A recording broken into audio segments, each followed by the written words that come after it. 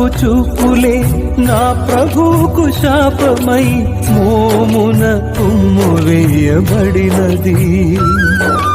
నా చేతి పాపమే నా తండ్రికి శోధనై చేతిలో శీలలు దిగబడినవి.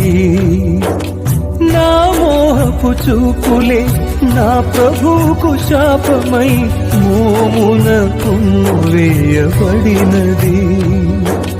నా చేతి పాపమే నా తండ్రికి శోధనై చేతిలో శీలలు దిగబడినవి.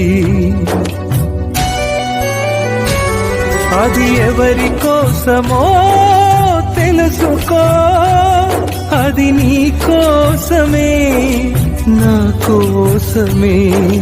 కలువరి పయనం